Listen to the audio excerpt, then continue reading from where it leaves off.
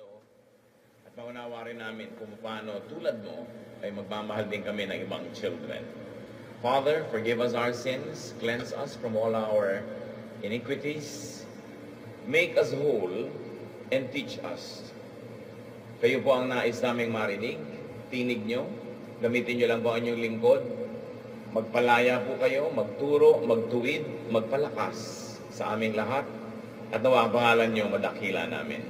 We commit everything to you, Father, asking you to bless us in the name of your Son, Jesus. Amen. How to treat children. Matthew 19:13 to 15. Some people brought their children to Jesus so that he could place his hands on them and pray for them. His disciples told the people to stop bothering him. But Jesus said, "Let the children come to me, and don't try to stop them. People who are like these children belong to God's kingdom." After Jesus had placed his hands on the children, he left. Maraming nagdadala sana ng mga bata sa Panginoon para pagpalain niya, pero pinigil ng mga alagad at ayaw nilang palapitin, at sila ay pinagsabihan ni Jesus, "Hayaang lumapit sa akin ang mga bata, sapagkat ang kaharian ng langit ay tulad sa mga gaya nila."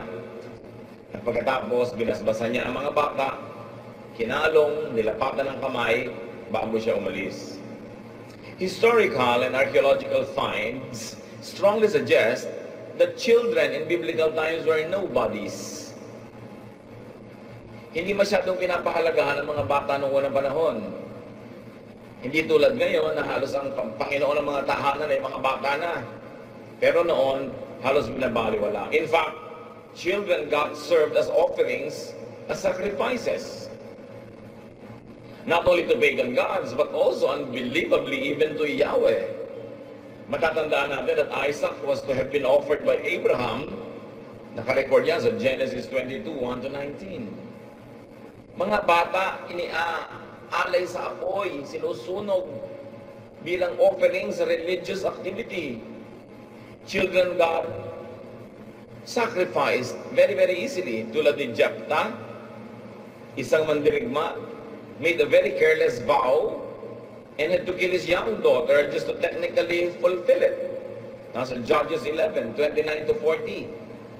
Sabi niya, "Papanalunin niyo lang po ako sa digmaan na ito.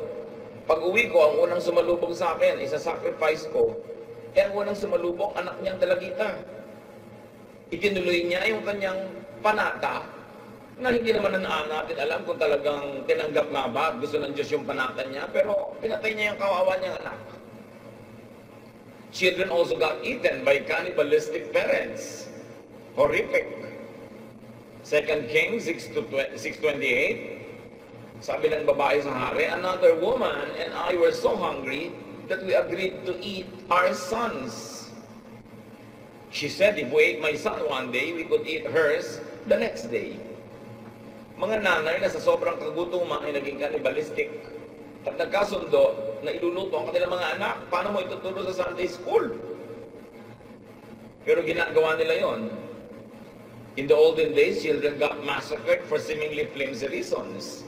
2 Kings 2:23-24. Mga bata na nalukso ng isang propeta, nilapa ng mga oso. Children were readily sold to slavery. Tulad ni Joseph, pambayad sa utang ng mga magulang, ang mga anak nagiging alipin. Marami pa. And in this cultural climate, that the very unkind treatment of children, Jesus is like a fresh wind blowing from the desert. He applies his doctrine of love for children.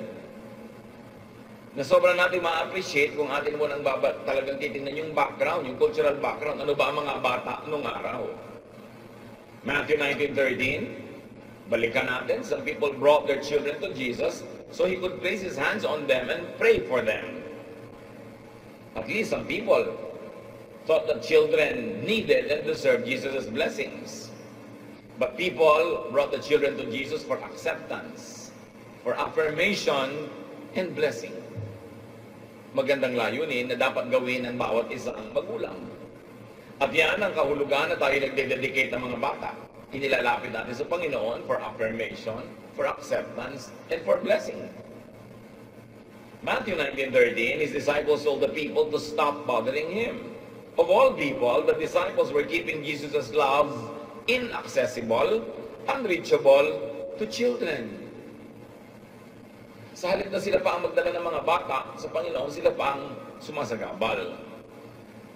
To them, such requests were bothersome. Abala lang. Even now, many disciples treat believers and other followers as unwanted baggage.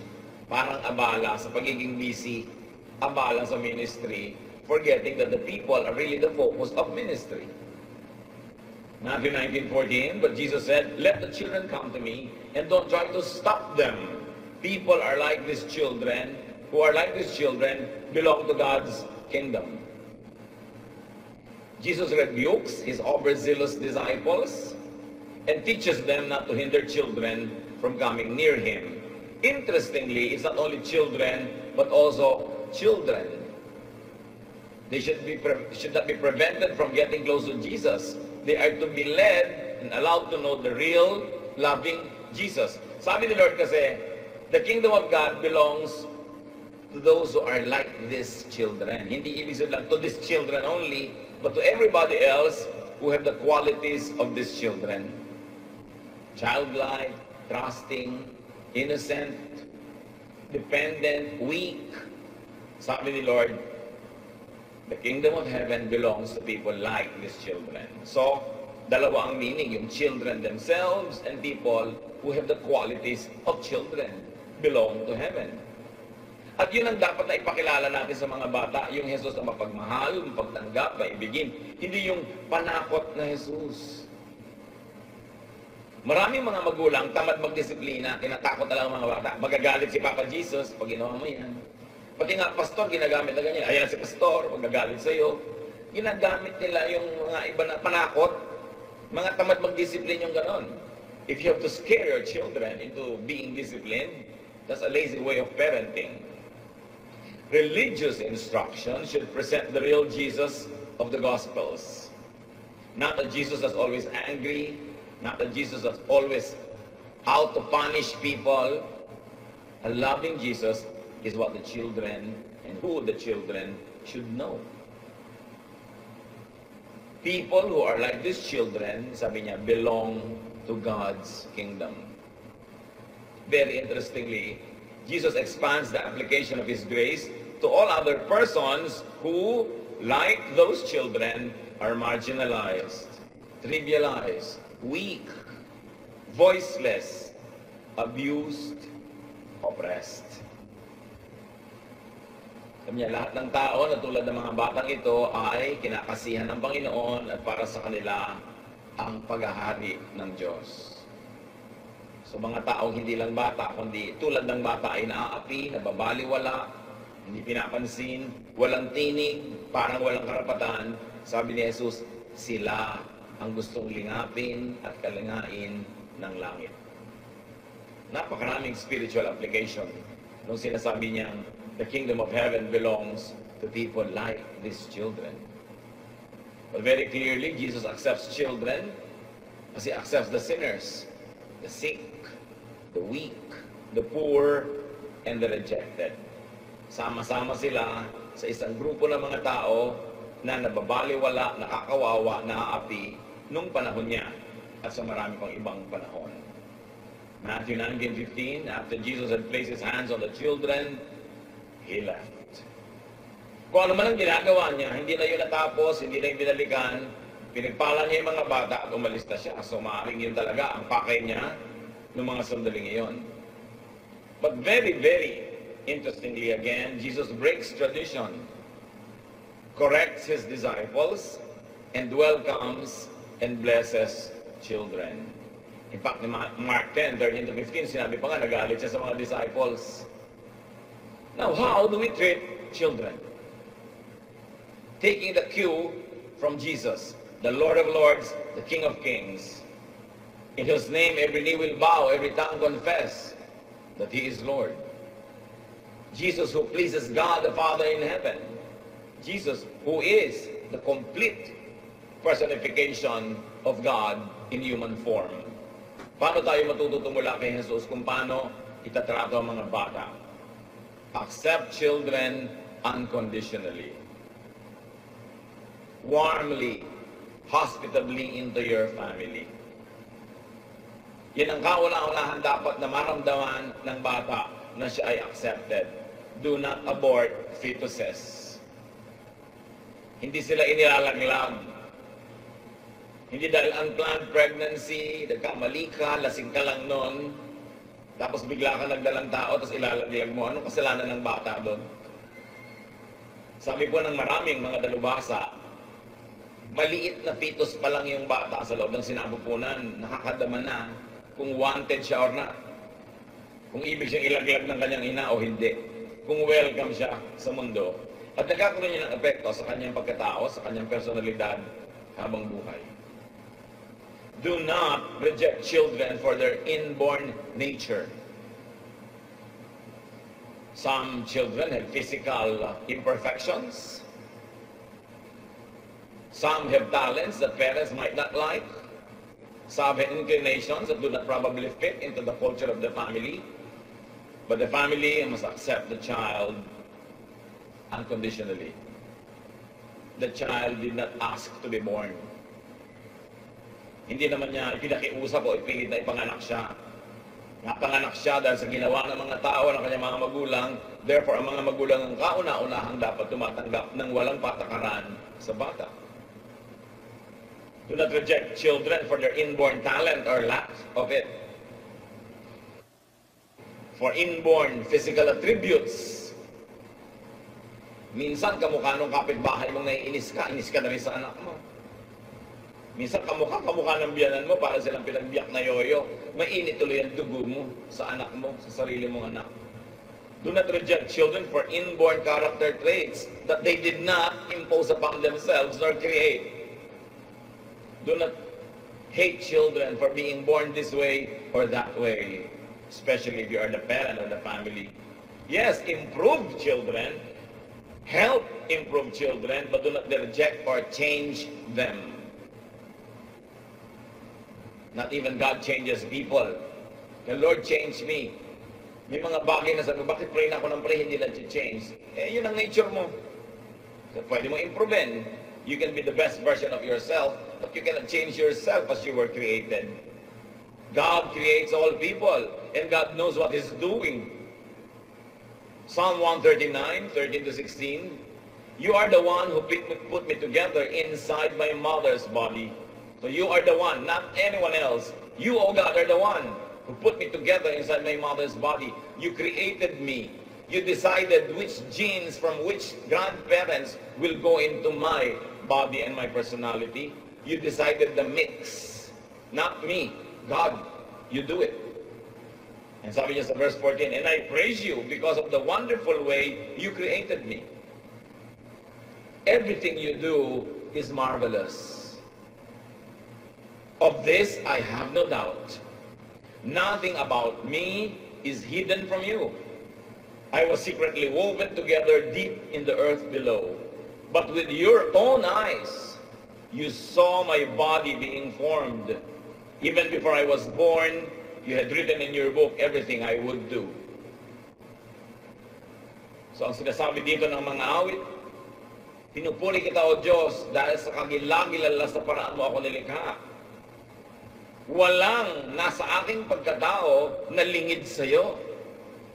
Kayo po ang lumikha sa akin nung tahimik pa lang akong nabubuo sa mahiwagang lugar. Walang nangyari sa akin at nalagay sa aking pagkatao, kulay ng aking buhok, haba ng aking mga bias, kulay ng aking mata, talino ko, walang nalagay sa akin na hindi kayo ang nagkakaya. At dahil dyan, dahil kayo ang naglagay ng mga ganito, para na rin inilagay nyo ang mangyayari sa buhay ko. Dahil siyempre, kung binigyan mo ko ng talent sa music, well, magiging musician ako. Hindi ba nilang sobra kung pigilin nyo, o pigilin ng iba. Kung ginawa mong sociable ang personality ko, ang magiging role ko sa buhay is nakikisalamuha sa maraming tao. Kung ginawa mo akong introverted, baka mga backroom jobs ang trabaho ko, yung mga tahimik na trabaho. So para lang itinakda ang mangyayari sa buhay mo dahil sa mix na ginawa sa iyo ng Diyos. At tayong mga pamilya na tumatanggap ng bawat batang isinisila, huwag natin lilimutin yon. Hindi niya nilikha ang sarili niya, nilikha siya ng Diyos. At ang dapat gawin, mahalin, tanggapin, tulungan so the person could develop into the best persons but of his or her own self. Hindi mo pipiliting maging katulad mo. Sundan ang iyong mga yapak. Tularan ang naging karir mo dahil mayroong ibang nakaguhit sa kanyang palad para sa kanya. So accept children, very especially if they are yours. Woman, do not give your child's father a reason to doubt the child's paternity. Pag hindi malinaw sa lalaki na anak niya ang bata, paano niya paninindigan, paano niya mamahalin, paano niya susuportahan. At kung minsan, sa kawalang pag-iingat, may mga babaeng nalilito ang 5 lalaki kung sino sa kanila ang anak, ang ama. Kawawa yung bata dahil lahat magtatanggihan. Dahil sino ba naman ang gustong sumambot, sumalo, na hindi siya tiyak kung kanya nga. Kaya iniingatan talaga ng babae ang kanyang sarili. Para hindi siya pagdududahan, anak ko ba talaga yan? Bakit kamukha ni kumpare yan? Di ba? Eh, naglihi lang ako sa kanya. Parang si Maria Clara, ipinaglihi kay San Antonio. Na ipaliwanag tuloy kung ba't kamukha siya ni Padre Damaso. Dapat maingat dahil yung bata ang nagdurusa. Pag nalagay siya sa sitwasyon ng pagkakaanak sa kanya na questionable sa marami. Love children. Clearly, consistently, fabulously, extravagantly. That's when you can never be wasteful. Because love always accomplishes its beautiful mission. Maraming mga tao, kaya nung lumaki, masungit, mailap, mahiyain, masamang ugali, etc., etc., dahil kapos sa pagmamahal na natanggap ng bata. This feeling of not being loved enough while a child could haunt a person all her days, all his life. Yung kulang sa pag-ibig na hindi natanggap ng bata habang bata, napakahirap punan o takpan pag adult na siya. At napakaraming mga tao, dysfunctional yung character, mahirap pakitunguhan, at pinagmumulan pag nag-research ka, a terrible childhood. A childhood that is spent not being loved, not being cared for, but in fact being rejected, and sometimes even abused. Ang bawat sugat na nililikha natin sa puso ng isang bata ay halos hindi naghihilom buong buhay pag hindi nadala sa paanan ng Panginoon. Kaya hanggang ngayon, marami mga tao, merong mga sari-saring anxieties. Yung mga batang laging iniiwan, hindi minahal, kulang sa yakap, kulang sa lambing, may mga separation anxiety. Kahit sa high school friend, nagagalit pag nagka-boyfriend na yung kaibigan niya, nagsiselos na, kasi gusto na niya mag-attach. Kahit sa mga office mate, pagka naglakaran, hindi siya kasama, masama ang loob. Kahit sino na lang aalis, kay boyfriend niya o boyfriend ng kaibigan niya, hirap na hirap ang loob niya. Hindi maka-adjust pag may taong lumalayo. Kasi nga, buong buhay, wala naman siya kasama, walang kapiling, walang masandalan, walang masilungan. Kaya pag nakakita ng kahit sino, nagbigay ng kahit konting pagtingin, para ng talabang kakapit. Lilimutin na ang karunungan, lilimutin na ang katalinuhan, lilimutin na ang katwiran, dahil nakakita ng konting pagtingin. Kawawa ang mga batang hindi pinapalaki ng busog sa pagmamahal. Laging yun ang hanap-hanap. Kaya maraming mga batang babaeng lumaking walang tatay sa bahay, ang nagiging mga boyfriend, mga mukhang tatay, mukhang lolo, na kadalasan may asawa at mga sariling anak. Kasi meron siyang longing to belong to a man who has a family, to belong to a family. Nagkakariwariwara ang buhay ng babae. At ganoon din naman yung mga lalaking lumaking walang tatay sa bahay o walang nanay, may kulang na laging hinahanap. Napakadali tuloy dayain, napakadaling paibigin, at napakadaling masaktan. Gawa ng mga magulang na dapat sana'y nagmahal o pamilyang dapat ay umibig. How else do we treat children? Bring children up in the knowledge of the Lord. Dapat maunahan ang isip ng bata na ang laman ng Panginoon, ang karunungan ng Panginoon, ang katuraan ng Panginoon, para hindi maagaw ng iba't ibang mga nag-agawang mga karunungan na tutokso sa kanya yung lugar na para sa Panginoon. Pag nauna na yan, nauna na, mahirap na yung palitan o matabunan ng ibang mga katuruan. Kaya sinasamantala natin habang mga bata ay bata. Tinuturuan ng mga salita ng Diyos. At tuwing kaya, pinapag-aral sa mga matitinong Christian school na kahit wala ka, hindi kanya kapiling, alam mo ang naituturo sa kanya, mga bagay na maka-Diyos. Napakahalagang investment sa kanyang sariling pagkatao yon. Teach children clear moral values. To know right from wrong. Para buong buhay dala nila. Proverbs 22:6, teach your children right from wrong, and when they are grown up, they will still do right. Yung mga ibang magulang, mag-aasawa na yung anak, o lalayo, magtatrabaho, ilang taon na, 24, 23, 22, 27. Huwag na kayong mag-alala kung naturuan nyo ng tama yan buong bata, hindi na niya yun ihiwalayan. Nasa kanya na yun, siya na yun. Maligaw man ng konti, madapa man ng konti, lumihis man ng landas ng konti, konti lang, hindi sobrang lalayo, at bumabalik din. Kasi siya na yun. How do you make up for times that you missed to teach them because they were not with you when they were children? Kaya malaki pong dagok sa buhay ng ating lipunan yung napakaraming lumalayo, nag-abroad para magtrabaho just to survive. We understand that people have to find livelihood, that you want to be able to earn more to provide for the material needs of your family better.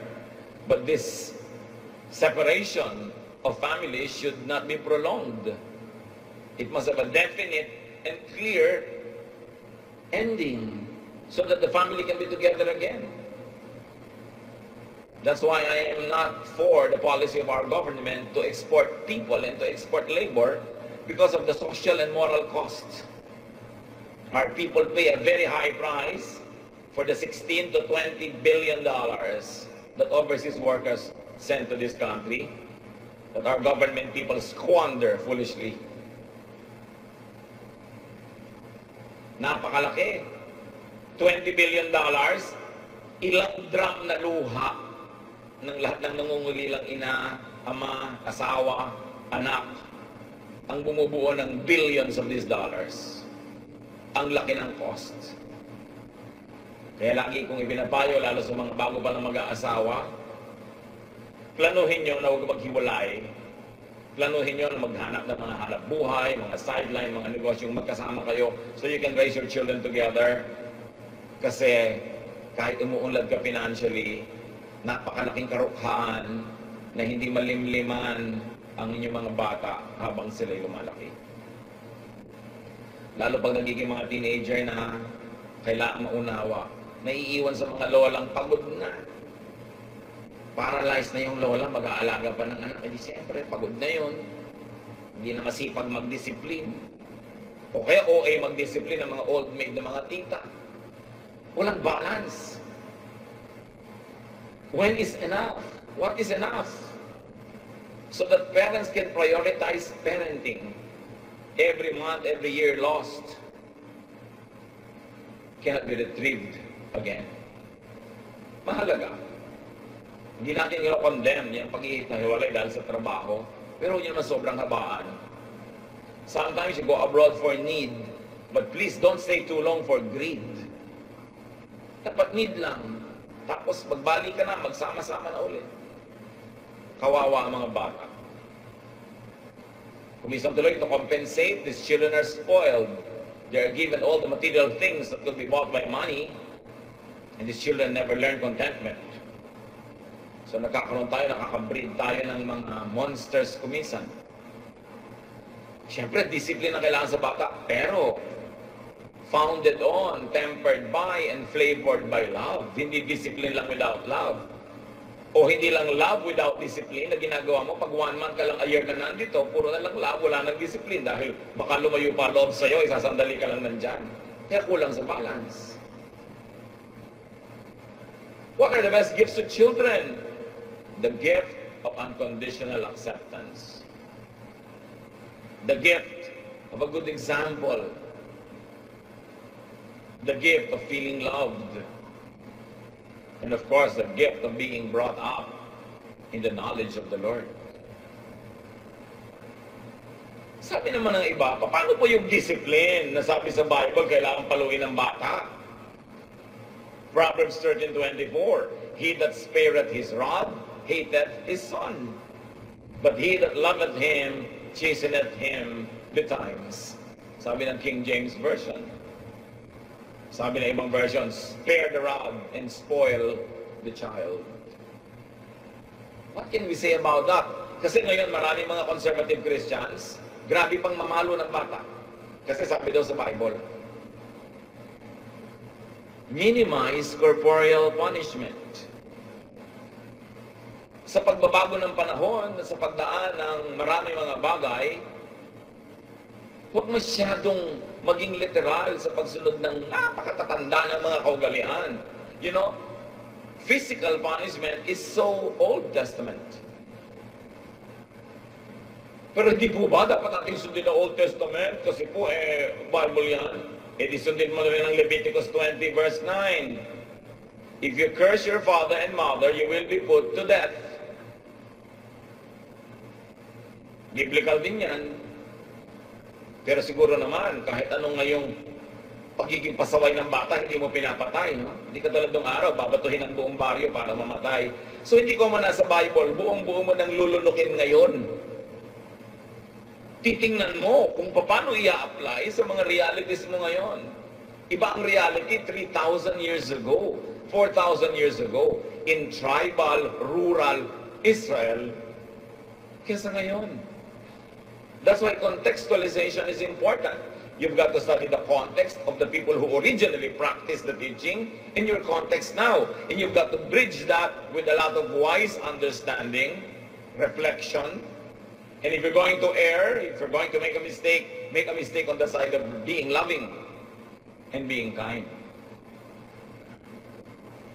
Sabi sa Proverbs 13:24 ng Contemporary English Version, if you love your children, you will correct them. If you don't love them, you won't correct them. At yan mga kapatid ko minsan, ang pinagkaiba-iba ng mga version. Sabi ng King James, kailangan paluin mo yan physically. Yan ang basa. Ngayon, ang Contemporary English Version doesn't even mention the word rod or pamalo. Sinabi, ituwid mo ang bata. Pag hindi mo sila itinutuwid, hindi mo sila mahal. So itutuwid pa rin, pero hindi na iginigiit ng version na palo. Kasi marami namang paraan para ipaintindi ang lesson sa isang bata. So nagkaroon ng updated rod.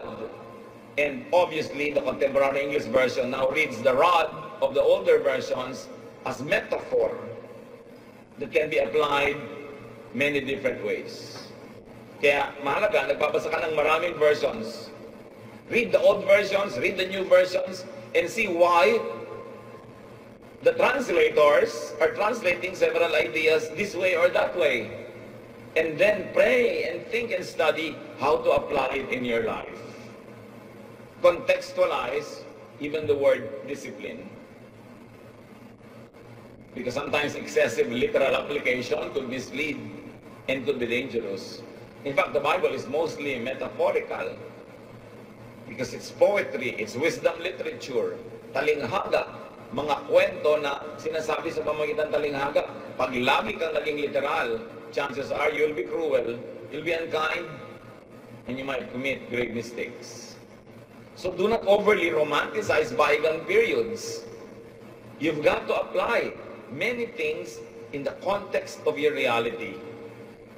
Parang si Lord, sobrang bawal na ng magtrabaho sa Sabbath, pero sa panahon niya, nagpapagaling siya kahit Sabbath, which is considered trabaho. So hindi yun literal obedience to ancient teachings, but still, he obeyed the spirit of the teaching that you should love during the Sabbath, that the Sabbath should benefit people. And if working benefits you, then by all means work. You see, the contextual application of such old verses must be done carefully and studiously so that at the end of the day, the verses benefit you and not oppress you. Because God is kind and God is loving.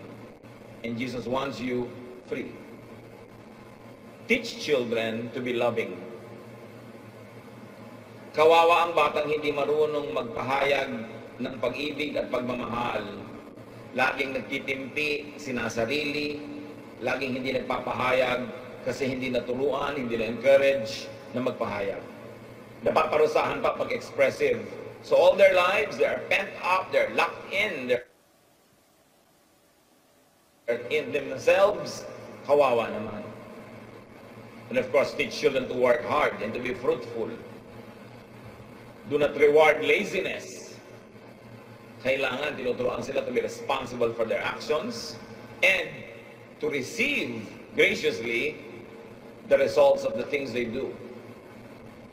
And of course, teach children to relax and enjoy life. Life is a gift of God to be enjoyed. It is not a problem to be solved. Sa pagpapalaki natin sa bata, makikita natin kung anong attitude niya paglaki. How else we treat children? To glorify God who loves them. Bring children up in balanced growth.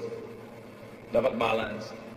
Make and help children grow physically, mentally, socially, spiritually, like how Jesus grew up. Luke 2:52, Jesus became wise and he grew strong. God was pleased with him, and so were the people. So Jesus grew intellectually, physically, spiritually, and socially. Balance. Titingnan natin yun sa mga bata. Very especially, do not teach children and train children to be prejudiced. Yung hindi naman nila kilala yung tao, ginadjudge nila. Kasi sa dinner table nyo, naririnig, ay, naku, alam mo, pagka gilagid maitim, traidor. Ganyan lagi magkwentuhan ng mga tao. Kaya pag nakakita siya ng maitim na gilagid, judge na niya agad yung tao. Ay, alam mo, pagkakulot ang buhok, tamad, etc., etc. Pagka taga-norte, ganito. Pag taga-south, ganun. Nadidinig ng mga bata, they become prejudiced. Do not teach children to be bigoted, to be specifically hateful of people because of reasons that are not founded on reason. Hindi naman reasonable yung reason na yun. Do not teach children to be self-righteous and judgmental and narrow-minded, especially in a religious context. Nahayaan mo anak, lahat ng mga neighbors natin pupunta sila sa hell. Tayo, kaya punta tayo kay Papa Jesus. Sabi ng bata, praise the Lord. Ang mga itinuturo mo, yung matuwa pa siya kung may pupunta sa hell dahil hindi nyo kasama sa sekta ninyo. What kind of mentality will these children have all their lives? Respect children, very especially. Sa ating kultura, sobrang pagtuturo na respect elders, we forget the flip side, which is respect children. Dapat ginagalang natin. Hinahayaan natin kung minsan mag-isa kung gusto. Hindi mo laging tinatanong kung ayaw sumagot. Hayaan mong mamaya na lang pag nasambod na siya. Hindi laging ikaw masusunod na parang meron kang laroang susian, de baterya, na kailangan sumunod pagka gusto mo. And do not needlessly hurt their feelings. Ang mga bata, hindi natin nararamdaman, maramdamin niya.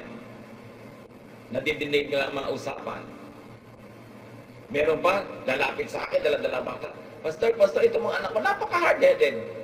Kasi kung kailangan mo talaga sabihin na didinig niya, ba't di mo isigaw sa loob ng tenga niya, hard-headed, hard-headed, hard-headed. Mga takles ang ina. Ito pong anak ko, laging bagsak sa school. Talagang kailangan mo siya embarrassing. Tumitigas tuloy yung puso, lalong tumitigas ang loob at nagdadabog-dabog. Kasi kung minsan hindi marunong mag-handle ang matatanda. And do not abuse children, verbally, physically, emotionally. Church, I'd like you to pay attention to what I will say next. Ingatan niyo ang mga bata. Dahil pwede silang ma-abuse ng mga nakikitulog sa inyo mga bisita, lalo kamag-anak. According to studies, most who were abused sexually when they were kids were abused by relatives, trusted relatives. Of course, people you do not trust have no access to the children. So it is the people that you trust that should be on the list of your suspects. Of course, do not tell them naman na suspetsa kayo. Iingatan yung mga bata. Wala kayong kamuang-muang, nagpapatulog kayo doon sa kwarto niya naman kung sino-sino nagdadating sa bahay niyo, namomolest pala sila. They don't know their rights, they don't know if they'll be afraid, they don't know what to do. Walang kamuang-muang na mga magulang, ingatan niyo ang mga bata sa mga teacher, mga overnight camping, mga overnight parties. At kung minsan, kahit sa mga religious leaders and counselors, na-abuse ang mga bata. Huwag kayong parang natutulog sa pansitan na nakatuwangan, nanonood ng hangin. Be alert when adults are with your children.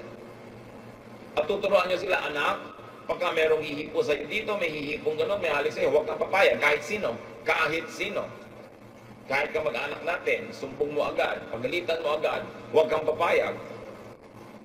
Kasi pag lagi natin tuturo sa mga bata, puro po at ang opo, na-abuse. You've got to teach children to say no. You can always tell them, anak, you can say no, but just say it politely. You may disagree with what is being told you, but disagree politely and nicely. You don't always have to obey everything. Kasi sa pag-obey nila ng mga demented, mga calloused, and mga abusive adults, napapahamak sila. Kawawa ang mga batang hindi naturuang tumanggi, pumalag, o maghindi. Minsan buong buhay nila sila'y naapi. At ang api na, hindi pa malaman kung paano tatanggi kasi hindi naturuang tumanggi. It's part of good training because there is so many things in this world that we have to refuse. Train the children to refuse. Nicely, politely, but firmly.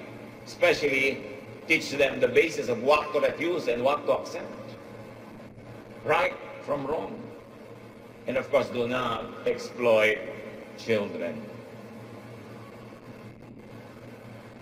At kung matatanda na tayo ay tinutulungan ng ating mga anak, do not be abusive in dependence and expectation.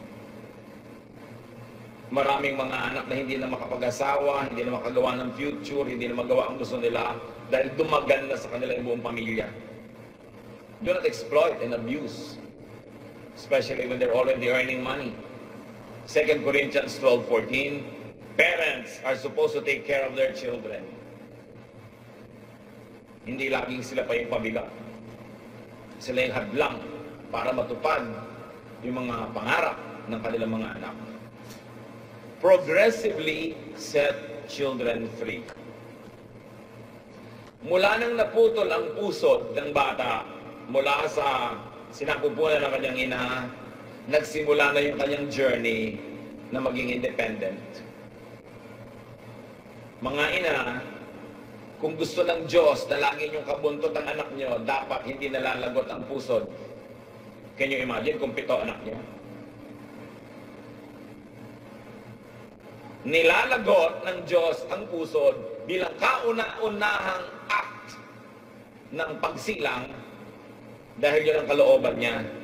Tapos na yung role mo na 9 months na diretsong sa'yo nakakabit si bata. Ngayon, magpapasuso ka naman, mag-aalaga ka naman for several years and then titigil na yon, iba nang kakainin niya, solid food na. In other words, progressive freedom ang ibinibigay natin sa mga bata. Hindi natin kokontrolin forever. We let them free to be themselves, to develop their natural gifts, to pursue their dreams and aspirations, and to love who they want to love. Hayaan ang mga anak na umiibig ng iibigin. Hindi tayo mamimili. Hindi naman ikaw ang sisiping.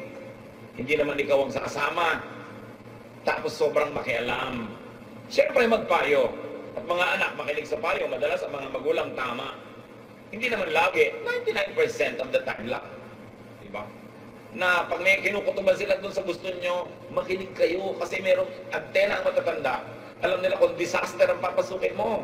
Na ikaw naman hibang na hibang sa pag-ibig, di mo kita yon. Later na lang, sasabihin mo, tama pala ang nanay.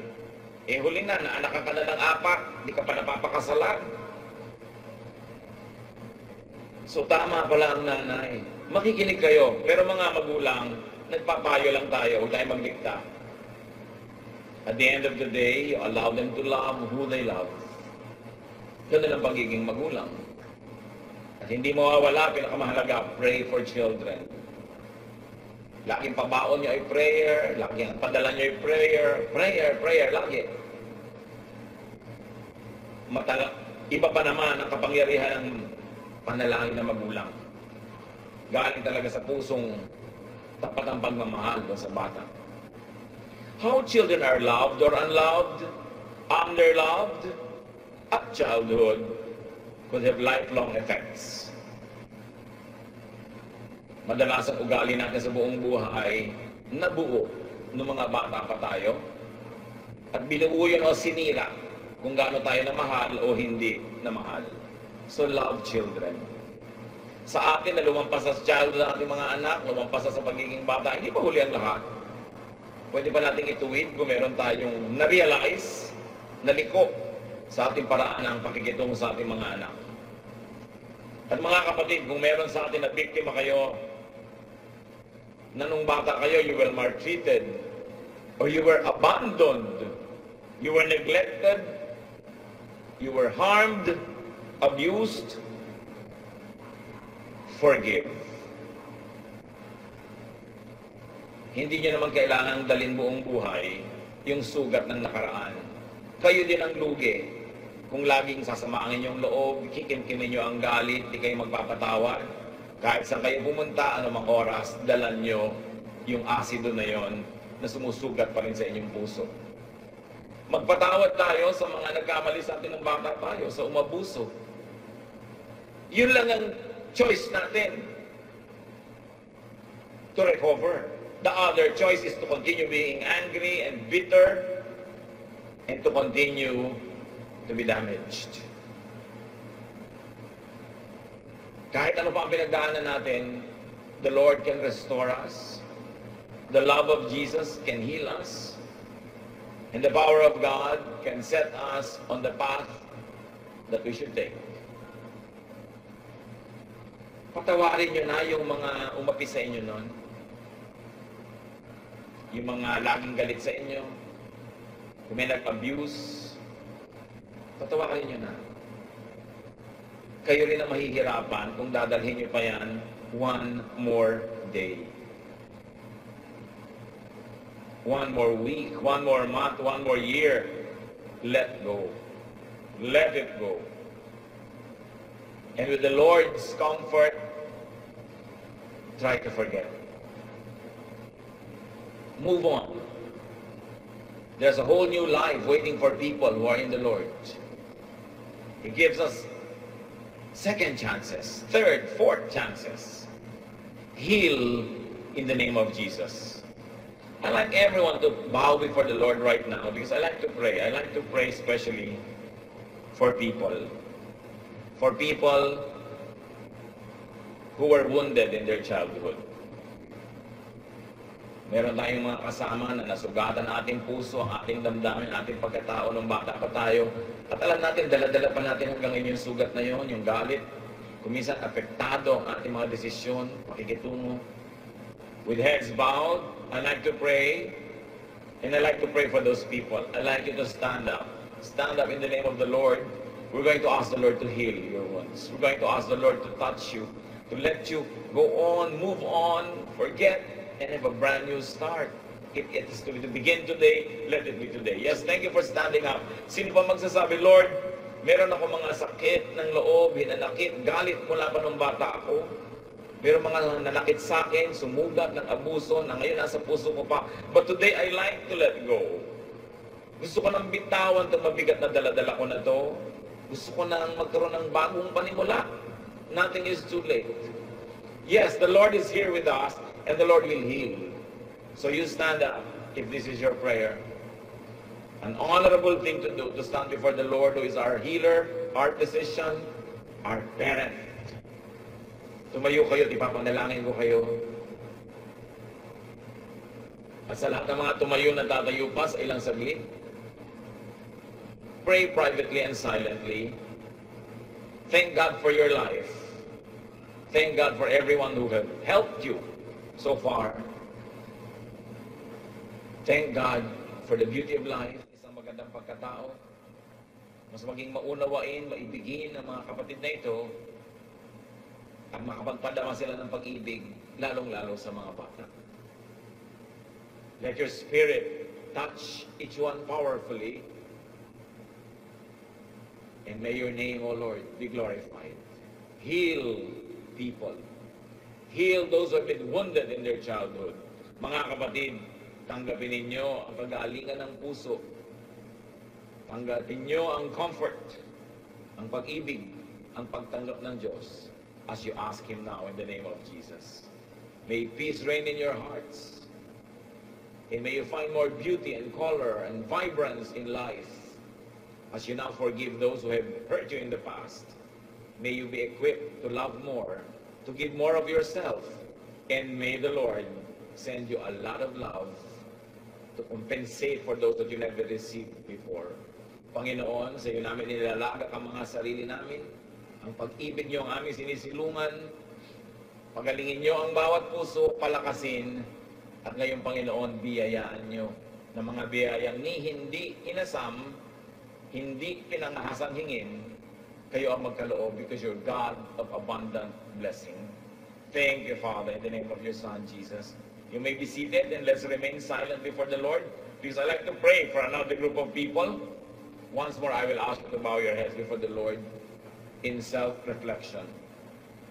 Sino man sa atin ang may atraso sa mga bata, nakagawa ng masama, ng abuso, nanakit, sinasadya man o hindi, but you want to seek the Lord's forgiveness now, I will not even ask you to stand up. Where you are seated, ask the Lord to forgive you. And as the Lord forgive you, forgive also yourself. Move on.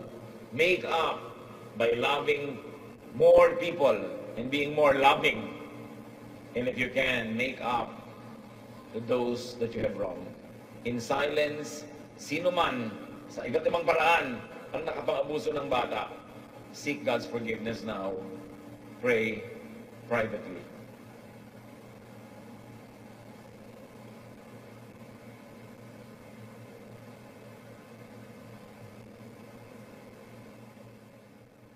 May mga atraso kami, mga ginawang masama sa mga bata.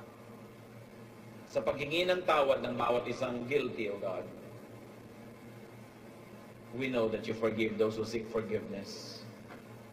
Forgive. And thank you for your forgiveness.